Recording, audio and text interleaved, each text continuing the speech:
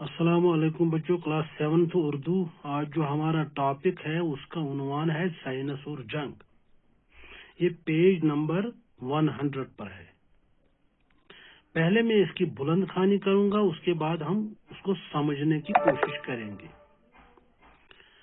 पहले जमाने में जंग में मुखालिफ फौजों की जिस्मानी ताकत और फुर्ती का मुकाबला होता था।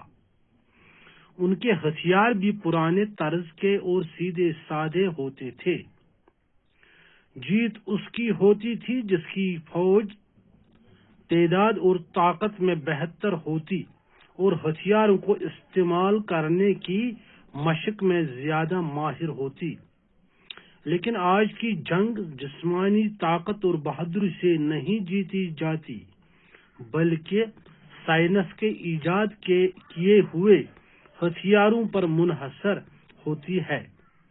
ये कहा जाए तो गलत न होगा कि मौजूदा दौर की जंग फौजों की जंग नहीं, साइंस की जंग है। जिस मुल्क के पास ज्यादा मुहल्लिक हथियार हैं, वो दूसरे को शिकस्त दे सकता है। पहले जंग का दायरा बहुत महदूद होता था। अब दुनिया के मुख्तलिफ ममालिक के फासले मिट चुके हैं। एक मुल्क की लड़ाई का असर दुनिया के दूसरे ममालिक पर भी पड़ता है।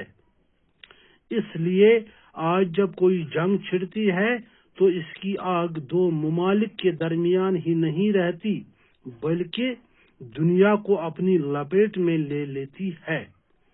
अब जंग के मोर्चे सिर्फ मैदान में नहीं, बल्कि हवा और पानी में भी कायम होते हैं। पहले जंग की तबाहकारी और बर्बादी मैदानी जंग या मुखालिफ ममालिक की सरहद पर होती थी, लेकिन साइंस के बनाए हुए मुहल्लिक हथियार बेगुनाह अवाम के घरों, मस्जिदों, मंदिरों, स्कूलों और अस्पतालों को भी अपनी लपेट में ले लेते हैं। आज हम यहाँ तक पढ़ेंगे। मैंने इसकी बुलंद खानी की, आपने सुना। अब हम इसको समझने की कोशिश करेंगे। साइंस और जंग, साइंस भी जंग। पहले जमाने में जंग में मुखालिफ फौजों की जिस्मानी ताकत और फुर्ती का मुकाबला होता था। दपन पहनिस जमानस मस जंगस मस यवन वुचन कि युस जन कुनि मुल्क फौज जिस्मानी ताकत कूता जिस्मानी ठीक, यमन मज कूता तेजी छ। उनके हथियार भी पुराने तर्ज के और सीधे साधे होते थे। यम तिमन हथियार यानी तीर कमान तलवार लोड़ दबन तिम तशर पे सीध सादा तिम हथियार। जीत उसकी होती थी जिसकी फौज तादाद और ताकत में बेहतर होती और हथियारों को इस्तेमाल करने की मशक में ज्यादा माहिर होती। दपन जेनन सुई जंगस मज यमन फौज ज्यादा आसे, बेह ताकतस मज बेहतर, बेह हथियार जानन चलावन। लेकिन आज की जंग जिस्मानी ताकत और बहादुरी से नहीं जीती जाती, बल्कि साइंस के ईजाद किए हुए हथियारों पर मुनहसर होती है। मगर दबन युस जदीद दौरुक जंग अजक दौरुक जंग जन गसन दोन मुल्कन दरमियान सह नसा बहादुरी सत या ताकत सत योत जेन कह, बल्कि सह साइंस क्यों साइंसन ईजाद करमित हथियार सह तथ पे मुनहसर कमिस मुल्कस कत्या हथियार छ। ये कहा जाए तो गलत न होगा कि मौजूदा दौर की जंग फौजों की जंग नहीं, साइंस की जंग है। दपन अगर ये वनो ये नसा गि गलत वन कि इस मौजूदा दौर जदीद दौरुक जंग यह नसा दोन फौजन दरमियान क्या, बल्कि यह जंगस हसा वनो साइंसी जंग। जिस मुल्क के पास ज्यादा मुहल्लिक हथियार है वो दूसरे को शिकस्त दे सकता है। दपन यमिस यथ मुल्कस ज्यादा मुहल्लिक हथियार आसन सह हसा हेकि बीस मुल्कस शिकस्त दित हारनयित। पहले जंग का दायरा बहुत महदूद होता था।